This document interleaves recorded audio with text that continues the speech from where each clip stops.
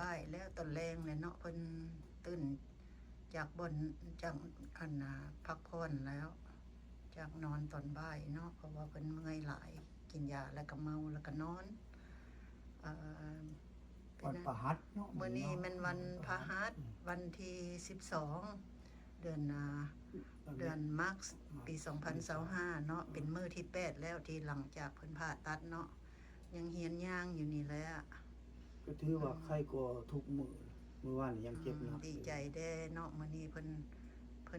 ยังบ่ได้สู้ทางหลังเฮงให้นี่ถือว่าดีขึ้นหลายเนาะ ก็ยังเจ็บอยู่สันหลังจะย่างได้ขามันบุกเพศมันบ่เจ็บแอวปานใดเราต้องไปขอบคุณพระเจ้าสอนหน่อยนึงจังลุกมาสองงานแบบย่างนี่แหละลุกมาก็มาหาแม่พระของเฮามาสวดขอบคุณพระเจ้านี่แล้วร่างตะบุญเลยอยู่สองเท่าหนึ่งตุ้ยเท่าหนึ่งจ้อยผู้จ้อยก็ช่วยบ่ได้ก็อาศัยแต่คำภาวนาทุกคนภาวนาตัวเองสวดขอบคุณพระเจ้าเนาะพระบิดาและพระบุญและพระธิดาขอบคุณพระเจ้าขอบคุณพระองค์อย่างมีคุณต่างๆซึ่งโปรดทานในข้าพเจ้าจนเท่าวันนี้เป็นต้นพระบริษัทข้าพเจ้ามา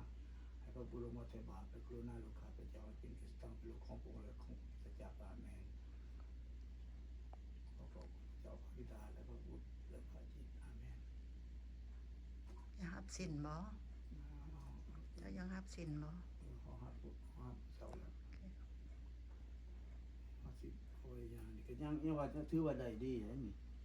จังว่าว่าแล้วก็อาศัยแต่คำภาวนาแล้วพี่น้องพอความการภาวนาให้กันเลยกันนี้คือเพิ่นว่าแล้วเขามีความสัมพันธ์ระหว่างคนบุญพวกที่ว่าอยู่บนไกลภาวนาให้กันพระเจ้าก็ช่วย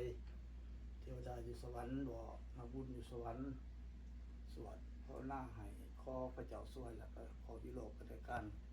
แต่ช่วยเนาะคือว่าความสัมพันธ์ระหว่างคนบุญ ดีใจเลยเนาะสูดเองได้มื้อนี้ตอนแรก ก็จังว่าเป็นแท้ๆส่วนของพระบิดาบุสุดได้ ก็ยังมีหน้าเขาว่านี่เนาะอารู้อะไรบ่ได้ได้ล่ะสิคิดมักสอบเรื่องว่าแต่ว่าบ่ได้เพราะละเจ็บเนาะกดเอาก่อน สิให้กินของหวานเนาะตอนนี้เนาะ นั่งกินก๋วยเตี๋ยวก่อนเป็นเขาแรกปุ๊บตะกี้บ่ได้ได้ปุ๊บ ขึ้นได้บ่โอเคมื้อนี้เก่งหลายยังยกขาได้ บ่ได้บ่ได้จังดีได้แพะลงโลดหั่นครับตาตกใจดีแล้วคันว่าแบบนี้นะมันก็ปุ๊บสุขภาพก็ได้ต่อทอนรู้เรื่องจากพวกที่มีความเชื่อพวกพี่น้องที่ภาวนาให้แล้ว โดยเฉพาะขอบใจพี่น้องทั้งเมืองลาวทั้ง วัตถุบอลหันแล้ ป ว ระเทศเนาะลูกบอลออสเตรเลียแคนาดาอเมริกาบ่ฝรั่ง ส ส วิ วิ ส สแล้วก็หลายๆบอล น้องลูกหลานหมดทุกคนเนาะ แขวงอยู่ในแขวงนี้ด้วยก็ดีหย่อนสมิทก็อยากให้แล้วหลายคนก็คันบ่เศร้าง่ายมันก็อยากให้แล้วพออย่างสมิทก็เพราะเขาแพะทั้งสองอยู่หมอก็7-8เทื่อ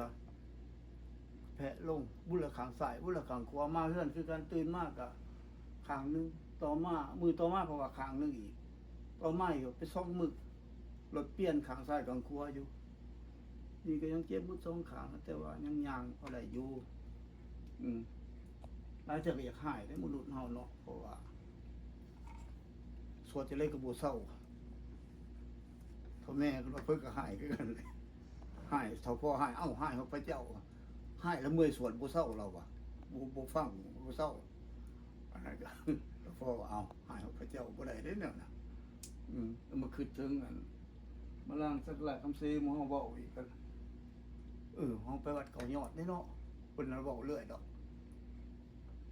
เว้าถึ วัด ง ศรีเมือง วัดศรีเมืองเขาอยู่ศรีเมือง วัดศรีเมือง วัดศรีเมืองก็คือเนาะวัดศรีเมืองวัด อยู่ คาท คุ อลิก ม เฮา บ้านเก่ายอดนั่นแหละศรีเมือง เพิ่นว่า วียงจันทน์ ลางเทื่อเฮาก็อยากให้พระเจ้าเลยเพิ่นว่าเป็นตาหัวให้เพิ่นเว้ากันเลยเป็นหยังว่าซั่นเพราะว่าอันนโปเลียนราชสมบัติซึ่งเป็นรัฐมนตรีในสภาผู้แทนแห่งชาติแต่สมัยนั้นเนาะเพิ่นก็เป็นผู้ชาติดีได้มาวัดมาว่าบ่ขาด พิ่นก็พากันจัดตั้งกลุ่มมิชกลุ่มนักบุญแซงเดโปน เซนเดโพนเนาะแซงเดโพนพวกก็ได้ไปเป็นผู้นุ่มก็หมู่แล้วไปก็มีพวกเพิ่นมีญาการ์ดบ่แล้วก็มียาคำซีบ่แล้วก็มีนายเจ้านายเขาต่างๆแล้วอยู่ในหันเพิ่นเลยพากันได้ความเชื่อนำเพิ่นว่าบ่เชื่อก็อยากหายแล้วอยู่เรื่องเพิ่นว่าเพิ่นเมื่อยสวดเพิ่นล้มแล้วเจ็บหัวเข่าเพิ่นว่านี่ก็สวดคู่มือก็ลบบ่เศร้ามื้อนี้เจ็บเข่าหน้ามื้อหน้าเจ็บคนนี่ปะเอามาคิดว่าเฮาเป็นแบบนี้บ่เลื่อมแล้วบ่นี่สิไปสัตว์มาแทนซะบ่นี่แบบนี้บ่เลื่อมบ่เพิ่นขึ้นไปเพิ่นสัตว์แทนเพิ่นว่าสักแล้วก็เสียว่าโอ้คันมันไปล้มลงหันบ่แห้งแล้วเนาะไปสัตว์แทนวันแล้วก็ไปนอนแล้วขอโทษพระเจ้าไปนอนให้พระเจ้าแล้วตื่นมาแล้วว่าเศร้าแล้วว่าเอ้าเศร้าเจ็บเขาย้อนไปเฮาเฮ็ดบ่ได้ลุกไปแทนพวกเฮาก็สิไปสัตว์ไปแทนพวกเฮาเบิ่งนู่นพวกเฮายันไปถืออันยันไปถืออันนั้นนะยันไปถืออันไม้บ่หรือว่าหินนั่นแล้วมันสิเจ็บตื้มบ่นะอันนี้ก็ถือว่าให้พระเจ้าเนาะเดี๋ยวก็ทุกบุญคุณเฒ่าแก่พี่น้องเพิ่นเจ้าหน้าต่างๆก็ยังบ่คิดถึงความดีความศรัทธาของโคโลเนล100อังตวน100วิไลเนาะเพิ่นก็ศรัทธาอีหลีได้ภาคกิจชนผู้เพิ่นได้เข้าเป็นสัก1สัก2พุ่นแหละไปอยู่เรางามอพยพบ่แม่นง่ายๆอยู่ตรงบริเวณเพิ่นเฮ็ดเรือนน้อยๆแล้วก็พากันปลุกวัดให้กิจชนบ้านสว่างไปสวดเอาทหารไปอ้อมเพิ่นก็ศรัทธาอีหลีได้อันนี้ก็ขอบุญขอบคุณที่ว่าพวกที่กบเสือเจ้านายต่างๆญาทัพพุทธภาหมู่เรือนกบเสืออยู่วัดทั้งศูนย์แล้วก็เจ้านายเขาต่างๆล่ะญากาศญาทุกท่านเจ้านายเก่าฮ้อแล้วเพิ่นก็เป็นคนดีแต่สวยเนี่ยคำใส่ก็เป็นตัวอย่างอันดีที่เราเห็นผ่านมาสาธุคุณโดยเฉพาะเลยให้พี่น้องนั้นสืบต่อภาวนายกันและกันเฮานี่เชื่อแท้ว่ามีความสัมพันธ์ระหว่างคนบุญเราต้องมีเชื่อความสัมพันธ์ระหว่างคนบุญเชื่อมีการโปรดบาปเชื่อว่าใกล้จะเป็นขึ้นมาเชื่อว่าชีวิตนิรันดรสาธุเนาะก็ขอบคุณเกิดหมดทุกคนเด้อดีใจใครแน่ละคือสิบริษัทแทนย้อนดอกจากสัตว์ก็สิอดย่านเจ็บแน่เจ็บก็ไปอยู่ดีมีแห่งเด้อ สิบาปตึมสิได้ใส่โทษบาปตึมเด้คันไปเกียรติให้พระเจ้าเนาะ บอกให้ฟัง เจ้าก็อวยพร เราสุฟัง แล้ว หัวอะไรก็ได้เจ็บ เพิ่นดีใจแล้วมื้อนี้ ก็บ่ต่างหยังกับอันนั้นล่ะต้องมีความเชื่อสวนเดียวนี่สิเซาโลดก็บ่ได้บางบุญโทมาเพิ่นมีหมาแม่ลูกดอกเพิ่นขี่ไปก็เลยสวดเขามาเว้าแล้วบุญโทมาเขาเลยสวดหลายเทื่อแล้วเขาบ่เห็นได้หยังเพิ่นบ่เห็นสิอันนั้นสวดบทใดสวดบทพระบิดาซั่นก็ตัวสวดสุดอกสุดปลายตัวเฮาสิให้มานี่ล่ะเราว่าเพิ่นก็เริ่มแล้วพระบิดาของข้าพเจ้าทั้งหลายพระองค์อยู่สวรรค์ขอให้พระนามเมืองไปลูกมันก็สิให้บ่สิให้แต่แม่มาหั่นบ่อ้าวเห็นบ่เพิ่นก็ว่าให้แล้วบ่ได้แล้วบ่ทันสุดครับบ่ตั้งใจเพิ่นว่าก็เป็นบทเรียนเนาะล่ะอยู่ที่มีแห่งเริ่มมื้อสุคนเด้อขอบคุณ ขอบใจหลายๆในคำภาวนาสวยเนาะ ขอบคุณผู้ถ่ายรูปนี่ด้วยเอาไม้นี่แหละจอยโจมสู้ผู้ตุ้ยบ่มีเพิ่นมัน ตั้งท้ายไว้ให้พี่น้องเบิ่งว่าเพิ่นเป็นแนวใดมื้อนี้เพิ่นดีใจมื้อนี้ ดี แม่ ใจ นมื้อ เนาะ ที่ สงคราม 8 มื้ เนาะ อโลกเด้อบ่แม่นอยากสู้อยากแสดงอีสังดอก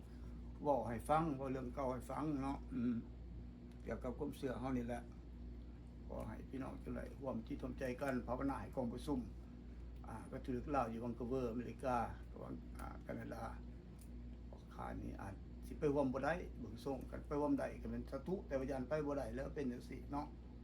บ่เป็นหยังดอกไปบ่ได้ก็มีจิตใจสวยแล้วก็มีหยังก็สวยกันสิล่ะเนาะเดี๋ยวสาธุดีแฮง เป็นอะไรมื้อนี้ใครได้บ่มื้อนี้นะ ใครแน่หลังจากว่าเมื่อกี้นี้ฝากความยามบ่ทุกคนนี่ก็เลยมานั่งอยู่คอมพิวเตอร์ถ่ากินข้าวแลงเนาะก็อีกทีนึงก็บ่ขอบใจหั่นแล้วก็เฮาก็ดีใจ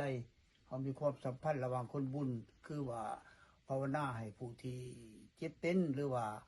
ส่งแห้งใจไปให้นะไปให้ผู้เจ็บเป็นอวยพรต่างๆสิแม่นศาสนาใดก็คือกันเนาะ สิเป็นพุทธหรือศาสนาอื่นๆก็วิ่งว่อนถึงพระเจ้าสิมันมาจากองค์เดียวหั่นแล้วก็ผู้ละที่เขาเพิ่นอวยพรก็จะหายดีเนาะมันเป็นความเชื่อแนวนั้นเด้อบ่แม่นว่ามีแต่ศาสนาเดียวเท่านั้นแล้วก็ศาสนาอื่นเพิ่นก็มีความอวยใส่ให้พรให้กันและกันสองเซาเด้อให้ดีเด้ออันนี้แม่นคำของขอพระเจ้าและในจิตใจเนาะขอเข้าใจเอาทำง่ายๆแบบมันอย่าลุงคำแวนเพิ่นบ่ได้ย่าสิเป็นสัตว์อันประแทนคือผู้อื่นเนาะ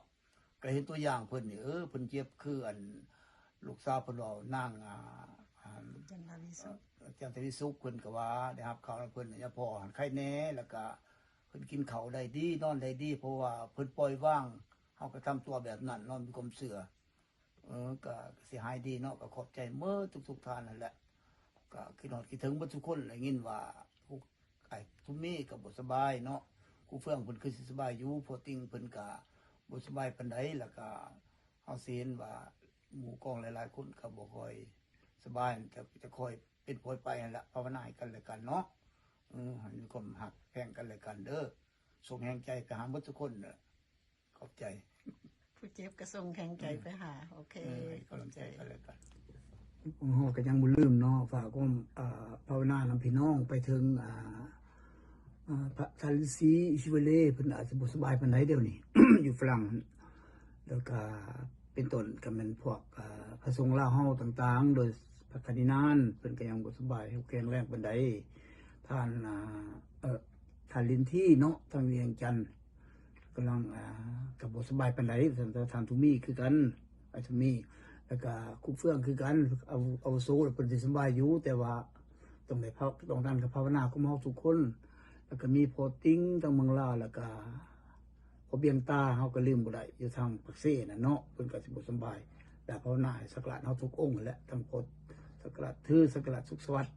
แล้วก็ประสงค์ทุกๆท่านนั่นแหละขอพระเจ้าอวยพรเด้อหมดทุกคนพวกเฮาก็คิดฮอดคิดถึงส่งแห่งใจแล้วก็ส่งคำภาวนาไปหาเมื่อทุกๆก็ให้อยู่ดีมีแรง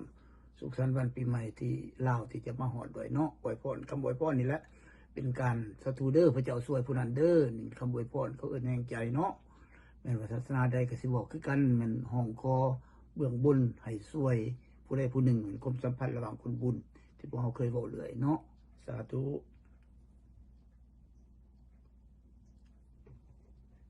ตรงนั้นก็ยังบ่ต้องลืมเด้อคำภาวนาให้พวกคุณแม่ที่ว่าอาวุโสแล้วก็ให้เพิ่นหายดีจากพยาธิแล้วก็โดยเฉพาะอีกพระสังฆราชปรีดา